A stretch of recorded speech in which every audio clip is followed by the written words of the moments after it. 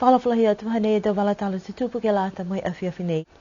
Ka mata whakangahu e maliki ti hake he tau tupi tuku hau, ke te tōngi tau tangata ka tuk whenonga mai niwe, ke he walu furu tā la ka mata mai he hao taha ia i ulai. Whakahoko e tau whakakuanga mo e whala tau whono tak maanga, ne kua no nofu atu ai ke he tau maanga he tau kaukautahi,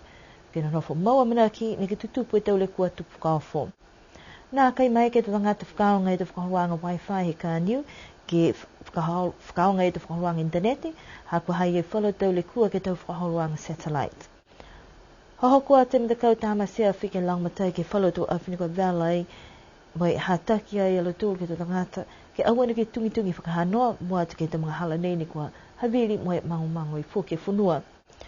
Kua whoa moe whakatokatoka e wala funua i funua kula ke tā langa e whalikoloa fō he Swanson. Kua kamata whakangahua tua he whakatawhone malikisi hake he tau tupe tuku hau, ne kua tuku atu ke lau tōre tau tangata ka tuku whenonga mai ni we ke tau tūngia i walungfuru tau tāla. Kua whakailoanga ne kua whakawhanua atu ai ke awi niawhi, ne kua talhau ai kua kamata mai he aotaha ia iulai.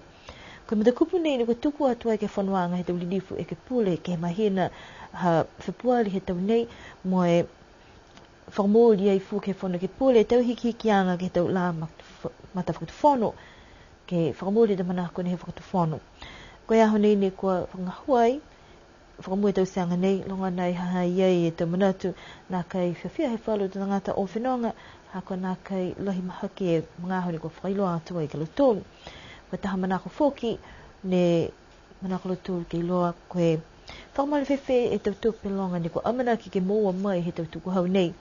Matutaki atu ai ke whahitana ki tupe moe i ki pule ke iloko whewhe e tau talhauanga po ke tau whakatokanga nei moe tau whakatokanga ke tuku hau kai nā kai moa mai ha talhauanga tau whakatoka atu e tau walatala nei tau whai whakalaulahianga ke he tala nei ke he tau walatala tutupu i mua. Kua matutaki e tau whakahoanga whakaohoho he whahini liweki atu ai ki tau lekua tupu whakaofo moe tau tangata ke nonofo maua manaki si kua kamata whakamua lotoro ke he tau whakakuanga mai maanga ko alofitonga. Nā kai fōu e tau whakahoanga nei ke lata mai motu mua atu ke lata mai tau hatakianga ke he tau mga hale tau awha po ke tau peo tolotua. Kua whalu da man he tau tangata ni kua lata ke tau se po ke tau koloa ni kua lata ke whakatoka fuki ke tau mga hapihia.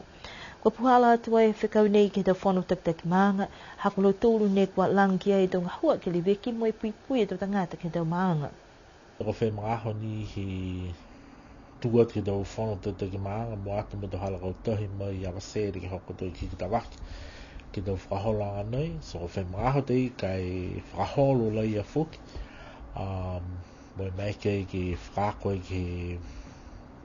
mo tau maanga ni ko matutaki mai ai ke lata e mo tau kato tau he tua ke lata mo tau koloa halotoro ko pe tua e a wha pa ke tua e taha peo tolo tua ke meka lotoro ha ke whawhani tau tua mo e tawhipui atu ke lata e mo e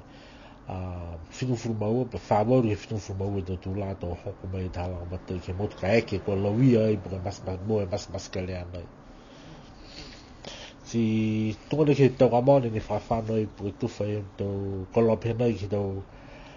maanga tiki taha, ni tuwha toi ki tau whango tiki maanga, ke lata e mi tau whare tiki taha, so e tungane ke tau makeneta nei.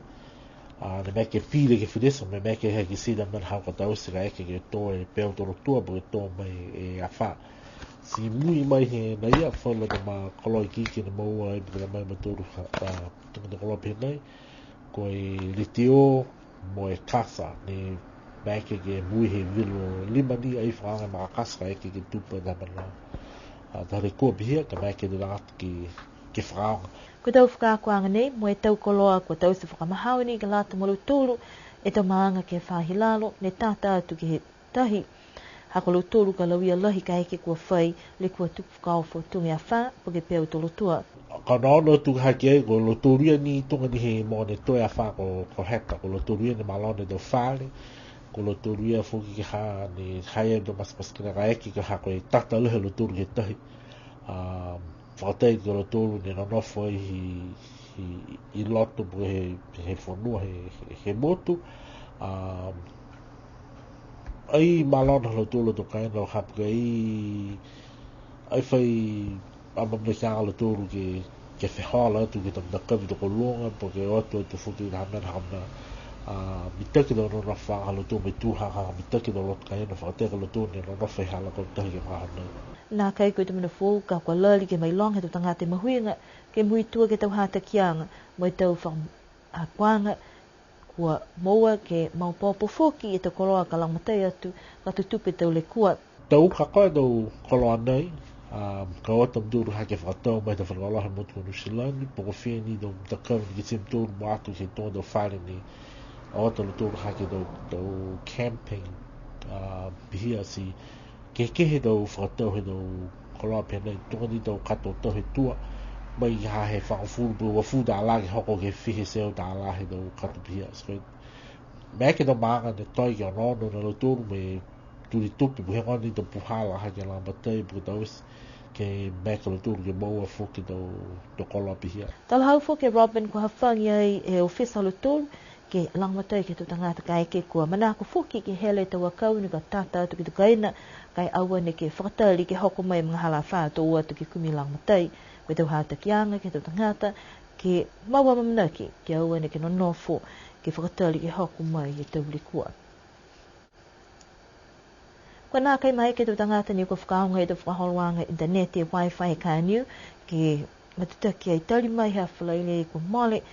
kua tau hele lahi e tau ngahua me tau pisnisi. Ko le kua nei kua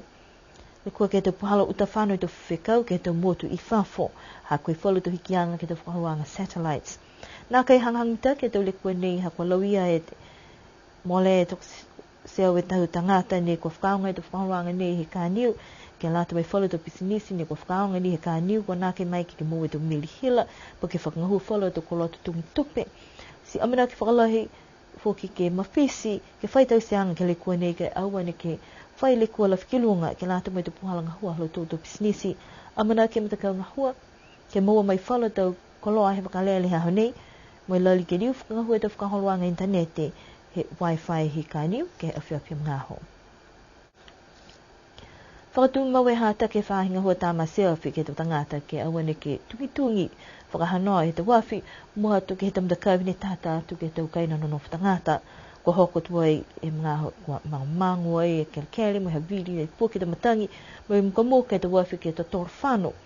mo e vela whakahanoa whalu e tamdakawi. Pia fōki he whahe tapu e kwa moale ni kua vela e taha wala whanua i tuwhikia ha koe tau ngahua tungi whalu tau tangata hokoa te mdakau tāma seawhi. Ke langmatai, koe awhia whaiumu fōki kwa mole, ne kua vela taha mdakawi wau he hala ke he maanga ku ha kupu, ha kua tungi, mo he haviri, kua hoko atu fōki e whainhua ke langmatai atu ke hele kua ia. Tala hau me lutulu pehe nei, pese e tose po ke lahi e awhi, tu whakatū mau ni mdakau tāma seawhi ke hokua atu ke langmatai, mai mana kua lutulu ke whakamana atu me hata ki atu ke tau tangata, ke mai longa, ke aua ne ke whakahanoa ke tau puhala tungi, ha kua lahi e mangamangu e whunua mai haviri ai te matangi ke motu. Kua kamata tuai tau mana ki anga he whalikoloa Swanson ke tālanga e whalikoloa fōu ki whunua kula mai kua whai e mala whunua. Ke mga hone kua nā kaila hoko mai whala te koloa ke tālanga ke whali ka whawhanoa nuanga ke mua mai he tonga e mahina hao kuso. Nā kaila whai mtakau ngā hua ni amina ki ke whangahua ke tālanga e whalikoloa fōu nei. Amina ki koe laula he tau whalikoloa fōu, whakatatai ki he tau whalikoloa tuai, mo ka mai ke he takaanga fuki, he tau plewafi, ke hawai mole e whitungu furu e tau motokaa. Pehe mai takita ki mtakau Swanson ko Amanda Peter, ko ngā hua whakalataha mai whanu tau whahinga hua e whakatawhono, ke whakaholo ki mua e tau ngā hua ke tālanga e whali nei, ke tau mga honi ko whawhasiki ai, pesi ni ko tōtua whakatose e mauanga he tau koloa, ke hoko mai ke motu, amana ki ni ke mau e whalikoloa ki mtahiko e tau nei, mo e kamata ngā hua mtakau ngā hua he Swanson ke mahina whipuali he tau fōu. Koe tau wala tala tutupo ia ke lata e mo pūripo nei. And that is our news bulletin for this evening. Good evening, good night, Munene po.